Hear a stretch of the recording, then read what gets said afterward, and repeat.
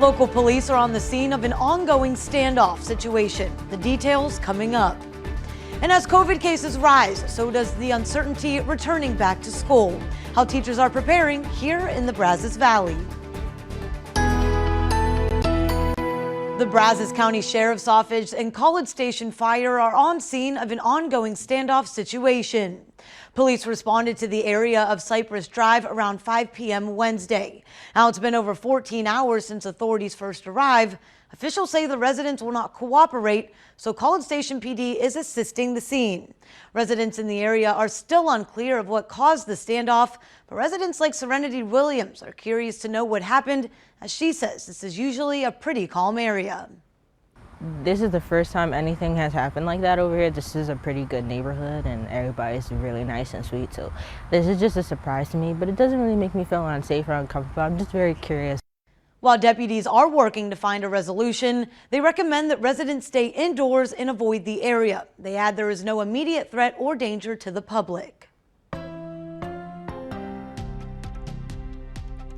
School is right around the corner, and though there won't be major changes when it comes to the pandemic, academically, students should expect a shift. House Bill 4545 passed, requiring school districts to provide extensive tutoring for students who scored low on their STAR exams. Right now, schools are struggling to find new hires, but districts like Caldwell ISD are able to shift time and utilize retired teachers. We were able to create an accelerated learning period of 43 minutes during the school day, and those students who weren't successful on the STAR test will have opportunities to receive that tutoring and small group instruction.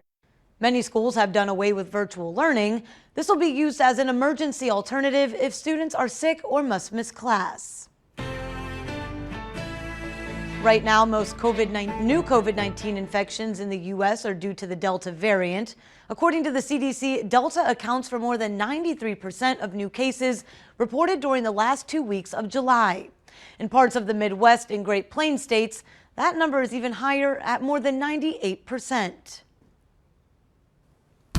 Now let's get a check on your Thursday. It's Thursday forecast with meteorologist Josh Johns. Hey, Josh. Yeah, and tomorrow is Friday. We're almost all the way through the week, and temperatures are climbing up a little bit warmer than they were yesterday, thanks to that moisture coming back in the low 80s right now, but it feels like it's in the mid 80s, even close to 90 degrees down towards Brenham. That's where we were watching showers and thunderstorms earlier this morning, but now everything seems to be sitting off to the west. That's where you're seeing showers starting to go up out towards Georgetown and Austin. There is a disturbance down towards San Antonio. That's what all this activity is, firing between San Antonio and Victoria, and that's lifting up to the north towards the Brazos Valley.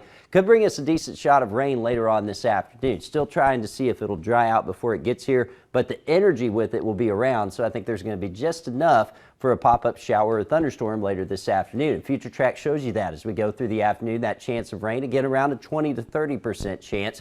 We should dry out as we head into the overnight hours, but then tomorrow in the afternoon, we'll once again watch for a pop-up shower and or thunderstorm as we get into the afternoon. About a 20% chance tomorrow as well, and then things will start to dry out as we head on into the weekend. High pressure is going to build back in. That'll start to dry us out, and we'll keep the dry skies going on through Saturday, Sunday, on into Monday. By the time we head into the middle of next week, that high pressure may back off enough that we can get some sea breeze showers rolling through here, but by and large, next week looks to be a drier week with temperatures starting to climb back up to where they should be for this time of year. Today, though, they're in the low 90s, probably pretty close to 93. Our normal weather is around 97.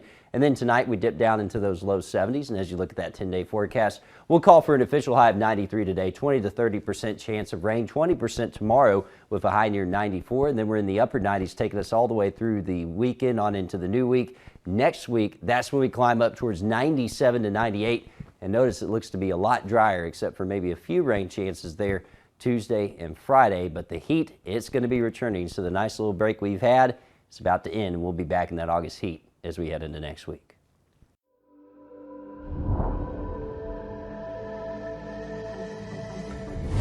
We are not crying wolf here. This surge that we're going through right now has every potential to be, and already looks to be, the worst surge we faced so far. Health officials work to boost the rate of vaccinations as the number of COVID cases continue to rise. Right now, the U.S. is averaging more than 90,000 new COVID cases daily and could soon surpass 100,000 per day. The Delta variant now accounts for more than 93% of all new COVID-19 cases across the country. The good news? The pace of vaccinations is ticking up. More than 446,000 people get their first shot a day. That's the highest it's been since July 4th, but at that pace, it will take until mid-February to get everyone their first dose.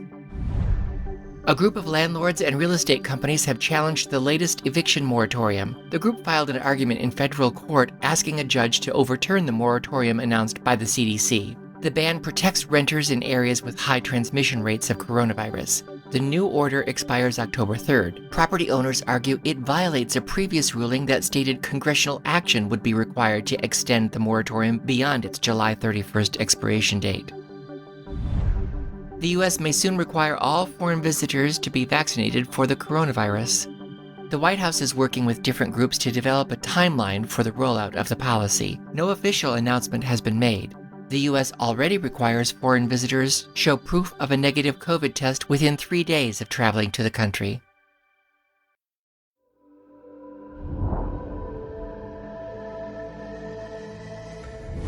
More than 600,000 people have died from COVID in the U.S. While those deaths were a direct impact from the virus, researchers are now starting to look at other deaths where COVID wasn't the cause, but the pandemic overall may have played a role. Americans continue to contract COVID-19. We can't say anymore, well, it's the old people who are going to die. It's young people now who are coming in very sick. But there is another group that researchers are just now beginning to look at. Deaths not related to the virus. In other words, COVID was not on their death certificate. Sheldon Jacobson is a professor at the University of Illinois. He and a team analyzed all of the U.S. deaths that occurred in 2020 during the 9-month period when no COVID vaccine was available yet. They found deaths not caused by COVID rose by 40%, but it goes deeper than that. For people ages 15 to 24, compared to the previous 5 years, there was an 18% increase. That's 42,000 more deaths not related to COVID. Most of the impact felt by men, who made up 3/4 of the deaths in that age group. Men have been harder hit than women during this pandemic, especially in excess deaths not related to COVID. But why? Researchers are still awaiting the release of more 2020 data from the CDC for analysis, but there are some theories. There was a recent report that there was a 30% increase in opioid overdoses from last year. Yet COVID-19 is not directly associated with that, although it could have indirectly precipitated it. While the number of deaths not directly linked to COVID increased for some age groups, it decreased for another: young children. For children 4 and under, compared to the past 5 years, there was a decrease in the number of deaths during the pandemic not related to COVID. 2,000 fewer. Why? Because of the societal changes, more people staying at home, less opportunities for accidents, either in vehicles, swimming accidents, drownings, which are very common for this age group, we did not see these deaths occur. So in some sense, the environment made it protective. But researchers say there is one thing that the data showed overall. The hidden message from this analysis is that vaccination is so important. And you may say, why is that true? And the reason is that the vaccines provide the most reliable approach to reduce the hospitalization and fatality risks. We can get back to a society that we had pre-pandemic, and all of these excess deaths should go away. A post-COVID society the world has yet to reach. I'm Maya Rodriguez.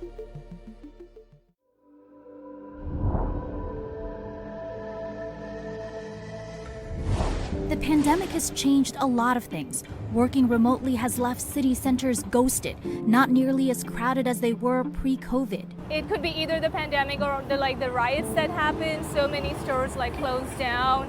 Here in Chicago, the Transit Authority says it lost 80% of its ridership at the height of the pandemic last spring. Some are returning, but as you can see, crowds aren't the same. They're starting to slowly come back, but I think we just have to wait and see. In most big US cities, a majority of the workforce is office-based. Commercial real estate expert Tracy Haddon-Lowe says offices make up 71% of real estate in the 30 largest US cities. Remote work has been a precautionary measure, and with a surge in Delta variants, we may be seeing an extension of working from home. For cities to recover from COVID-19, she says they'll have to learn to adapt. We need to think about how to redistribute activity within downtown so that our downtowns aren't so vulnerable to the disruption that can happen because one particular use is hit. Vacant downtowns have seen some businesses, particularly small businesses, close due to a lack of workday customers. Transit systems are grappling with budget gaps. Commercial property values have dropped. Rethinking downtown areas beyond business districts can help, like refocusing on becoming travel and entertainment destinations.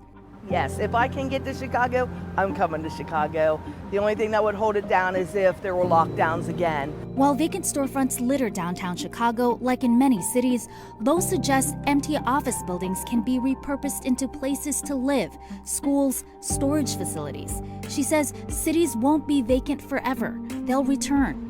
Those other good reasons to get together still exist, and the pandemic has not changed that.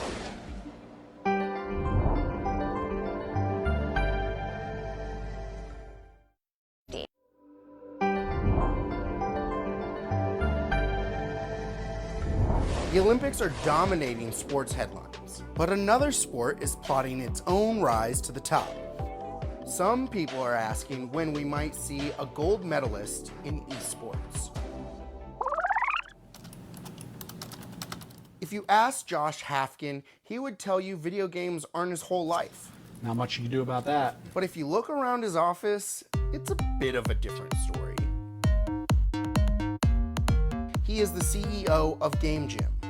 Game Gym is an esports training center and broadcast center. And we started with an afternoon program and private lessons, and then we quickly grew to summer camps, tournaments, events, birthdays. We kind of have done it all in the industry. If you haven't heard of esports, it's competitive video games. Game Gym is a kind of all-in-one youth training center. In the video game world, there's no one guiding kids. There's no one helping kids navigate this path, and that's really dangerous. Josh has won over the minds of many to show that esports is a viable industry. That includes his partner, Evan Shubin. I was definitely an extremely skeptical parent. I had two boys that were teenagers and very, very avid gamers, League of Legends and Overwatch, and I thought that it was a big waste of time. But Evan enrolled his kids in Game Gym's after-school program. When one of his sons received grants to be a part of the esports program at Ohio State, he did a 180 and decided to invest in Game Gym. The industry is growing, no question about it. And so there are jobs in esports, and there will be more jobs. If you think about the NBA, only a tiny fraction of basketball players get paid to play basketball. But the coaches, the trainers, the general managers, the business managers, the sponsorship sales folks, all of those people are making money in the basketball industry. Game Gym hopes to be a part of the growing industry, and so do the Washington Justice, a professional Overwatch team. So the same way that there's the NBA for basketball, the NHL for hockey, there's the Overwatch League, which is a professional league that has 20 teams in it. We are the DMV's professional Overwatch League team competing in the Overwatch League. The Justice and the Overwatch League are just one section of a growing industry. According to Newzoo, the industry is expected to produce over $1 billion for the first time this year. While those numbers are still dwarfed by other professional sports leagues, it has some people curious if in the future we might see esports on an even bigger stage. I think that we absolutely will see esports in the Olympics. It's something that they're already kind of teasing. Viewership is down for the Olympics, right? They are struggling But just because it seems like esports could be competing for gold, doesn't mean those in the industry think it's the best idea to grow the sport. We've kind of come around to the idea that, esports doesn't really need the Olympics. If anything, the Olympics kind of might need some help from esports. I think if they can make it and validate it, then it could be huge. If they just use it as a marketing opportunity to sell more Coca-Cola sponsorships, I'm less cool with that. So the jury is still out on if we might see esports on the international stage, but without a doubt, esports are here to stay. In Montgomery County, Maryland, I'm Bo Evans reporting.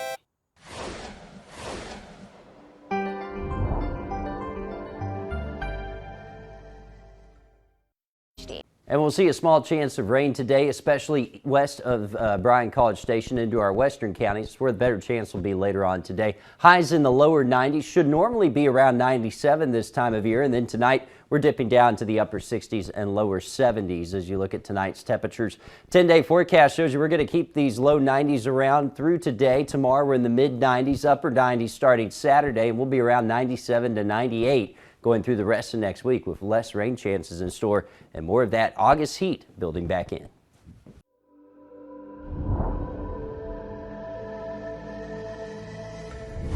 Black Hawk helicopters dropping bundles of Christmas trees into the Bayou Sauvage National Wildlife Refuge in New Orleans, about 15 minutes from the heart of downtown. All this was open water, just like you see out in front of us.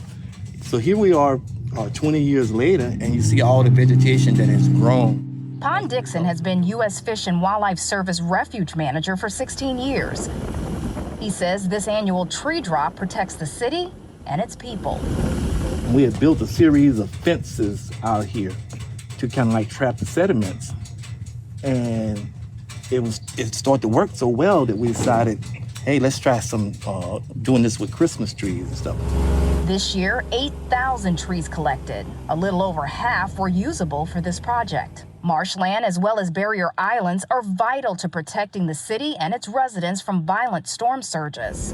Though the marsh takes time to grow, Dixon says the project is working. These things do work. Here's living proof. After seeing the success of the program, other areas in Louisiana are now looking to create similar programs.